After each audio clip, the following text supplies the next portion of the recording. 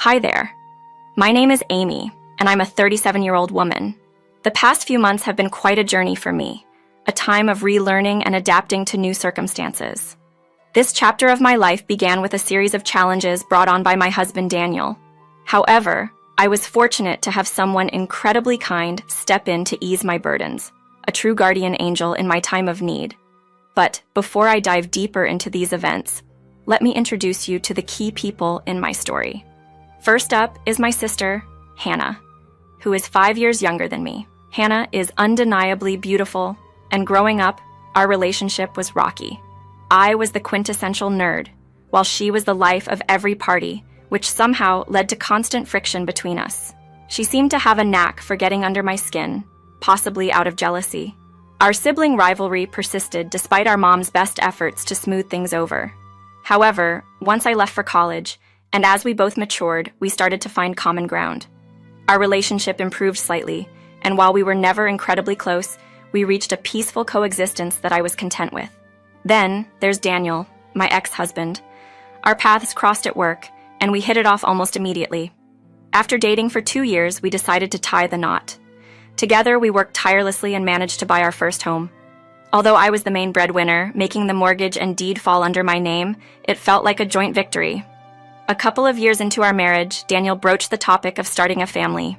He painted a picture of a cozy, happy life with children, despite knowing my reservations. His persistence paid off, and eventually, I agreed to the idea. We were blessed with a son first, and a daughter followed 2 years later. Initially, Daniel was an active and involved father, but as time went by, his enthusiasm dwindled. Before I knew it, the responsibility of managing our home and caring for our children fell squarely on my shoulders. Daniel's promise of support seemed to fade away, leaving me to juggle our family's needs alone. I chose to leave my job when Daniel got a significant promotion, which meant his salary surpassed mine. It was a tough decision, and though I resisted the idea for quite some time, I eventually accepted it, deciding it wasn't worth fighting over. I discovered a passion for hosting dinner parties to fill the void and keep boredom at bay. My guests often included my mom and sister, who lived nearby, and my mother-in-law, Alexis, whenever she visited. Gradually, I found joy in this new chapter of my life, cherishing the extra time with my family and feeling content with how things were between Daniel and me.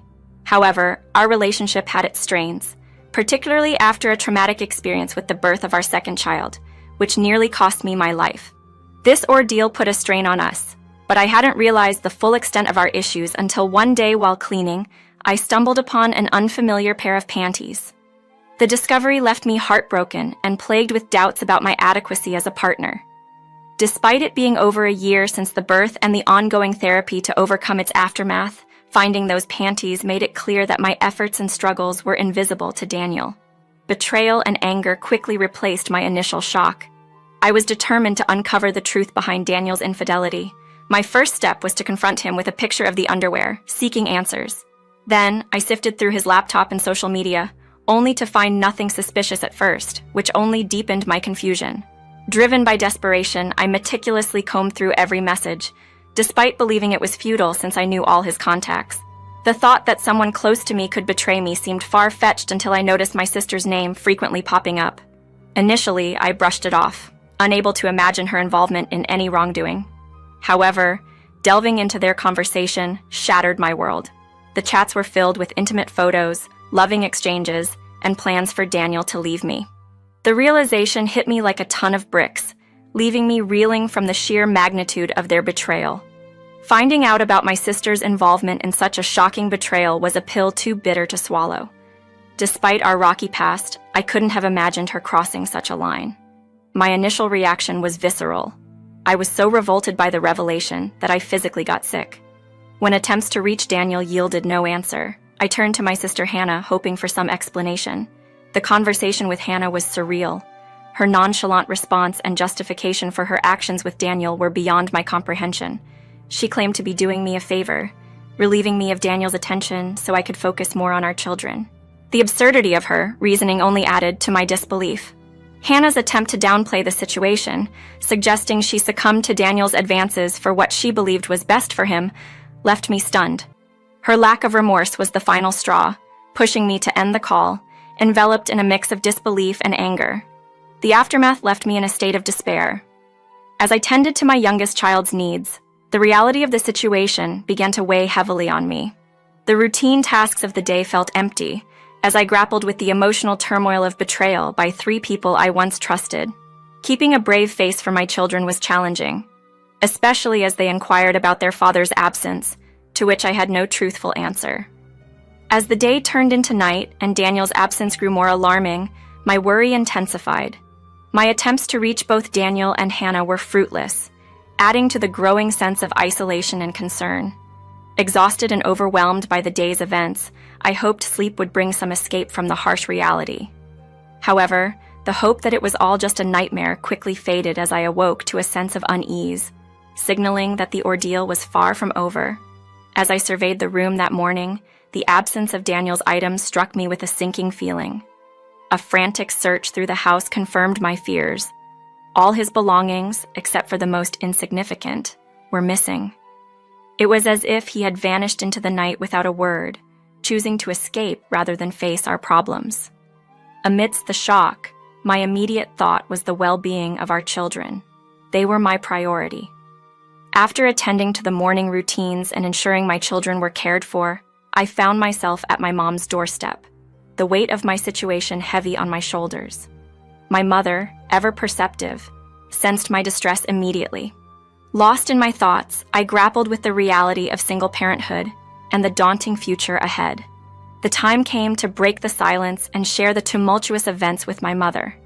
I recounted discovering the affair, Daniel's silent departure, and the heart-wrenching realization that my sister Hannah was involved. My mother's shock mirrored my own as I detailed how I uncovered the betrayal, a step I would never normally take, but felt compelled to under the circumstances. Revealing Hannah's role in this betrayal was as surreal as it was painful. Her indifferent response when confronted, claiming what she believed was best for Daniel, was a bitter pill to swallow. My mother's reaction, a mix of disbelief and sorrow, offered little solace as we faced the reality of the situation. Confiding in my mother about Daniel and Hannah's affair, I braced myself for the challenges of raising 3 children alone. The support from my family would be crucial, but the path ahead seemed fraught with uncertainty and heartache. Facing the need to secure employment amidst this turmoil, my mom urged me to rest while she digested the bombshell I'd just dropped. Her support was a lifeline, offering a semblance of peace in the chaos. Numb from the ordeal, I managed to catch some sleep as my mom watched over my youngest. My slumber was cut short by the sound of crying and my mom's raised voice. Rushing to see what was amiss, I found her, just ending a heated phone call, likely having given Hannah a piece of her mind for her actions. In the days that followed, my mom moved in to lend a hand, simplifying logistics and providing much-needed emotional support. Hannah's attempts to reach out were met with a firm request from my mom to block her, validating my feelings of betrayal at a time when I felt profoundly alone. The blow of discovering from friends that Daniel and Hannah had hastily married just after he left us added a sharp sting to my already wounded heart. It was a hard pill to swallow, necessitating awkward, painful explanations to concerned friends who, in turn, offered their comfort and unanimously chose to cut ties with Daniel and Hannah. My mom's reaction to their marriage revealed a side of her rarely seen. Known for her gentle demeanor, her fury at the news spoke volumes of her love and protective instinct for us. Her willingness to provide financial support and help me find job opportunities was a testament to her unwavering support, helping us navigate this difficult transition. Facing inquiries from the kids about Daniel challenged my composure, yet we persevered, bonded by resilience and love. A week into our new reality, a letter from Daniel arrived. I hesitated, suspecting an apology I wasn't ready to entertain. The weight of everything we'd been through lay heavy on my shoulders as I contemplated the next steps for me and my children, fortified by my mother's unwavering presence. Refusing to read Daniel's letter was my stance of closure. A week was far too generous for any attempts at reconciliation, especially after he chose to leave us in silence. A move that screamed cowardice louder than words. So, in a moment of defiance, I destroyed the letter. Yet, curiosity gnawed at me afterward. There were moments I caught myself wondering about its contents, but I quickly reminded myself that no words of his could undo the damage done. The day after, to inject some joy back into our lives, my mom and I took the kids to the fair. It was a much-needed escape from the somberness that had clouded our days. Surrounded by laughter and the bustle of life, I found myself genuinely smiling for the first time in ages. That night, as my mom and I unwound with a bottle of wine, I brought up the letter. "I received something in the mail last night," I began hesitantly. "Oh, what was it?" my mom inquired, curiosity piqued. "A letter from Daniel," I admitted. "And what did it say?" she asked, leaning in. "I have no idea," I confessed. "You didn't open it?" She was surprised. "No, I couldn't bear any of his excuses, so I burned it instead," I explained, feeling a mix of defiance and slight regret. My mom paused. "Amy, what if it was something important, like official divorce papers?" I shrugged off the concern. The envelope didn't look official at all. I'm sure it wasn't anything like that. "All right, if you're sure. But what do you think he might have said in it?" She probed gently. "I don't know. Perhaps a half-hearted apology, or maybe he wanted his stuff back," I speculated, trying to dismiss the lingering what-ifs. The conversation drifted away from the letter, as we focused on the brighter aspects of our night. Yet the what could have been hovered silently in our midst, an uninvited guest among the remnants of our past. Dealing with everything has been a roller coaster, but having a moment of joy at the fair gave me a glimpse of hope.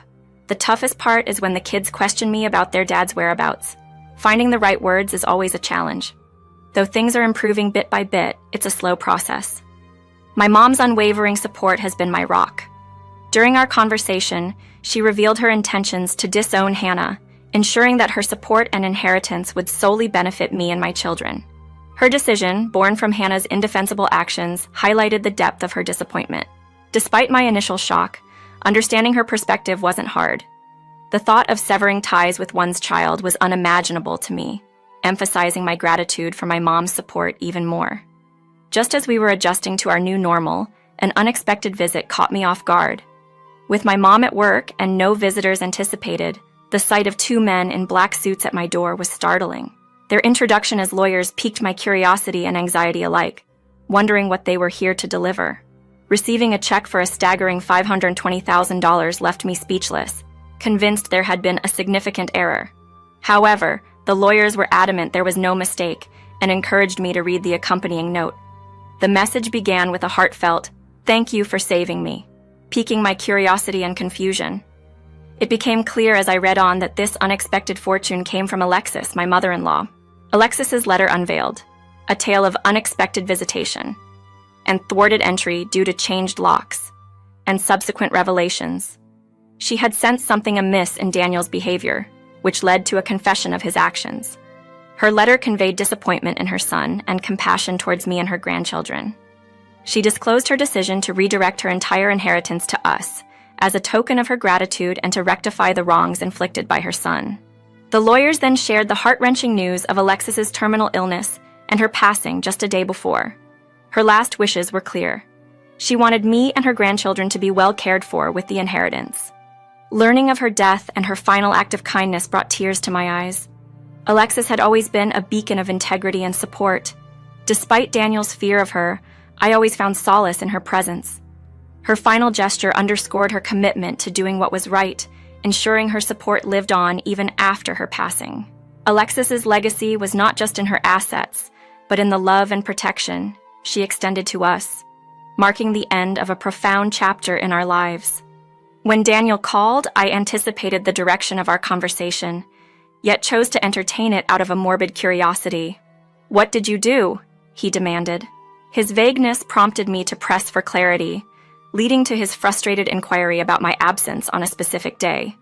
A day, he claimed, he had written about in a letter, instructing me to maintain a facade of normalcy for his mother's visit. "Oh, was that what the letter was about?" I replied, revealing I had burned it unread. Daniel's outrage was palpable. He accused me of sabotaging his potential inheritance, branding me selfish. His accusation, given his actions, abandoning his family for personal gain, was ironic. I retorted, highlighting his abandonment and pointing out that his mother's decision was a testament to her understanding of what was truly right for her grandchildren and me. I ended the call with a firm directive for him to never contact us again. Progressing swiftly from there, I initiated divorce proceedings and secured full custody of our children. Daniel's attempts to challenge Alexis's inheritance decision were futile. Her will explicitly favored me. Despite Daniel and Hannah's efforts to manipulate me into relinquishing the inheritance, I remained resolute in my refusal. The financial security provided by Alexis's generosity transformed our lives. I allocated a significant portion for my children's future education and made prudent investments. This windfall allowed my mom to retire comfortably, and I embarked on a new career path. My children have gradually come to terms with their father's absence, and I'm prepared to share the full story with them when they're mature enough. Though the ordeal left scars, the support from my loved ones and the newfound financial stability have been crucial in navigating the aftermath. As we rebuild, I'm convinced that the only direction we can move is forward, with hope and resilience guiding us.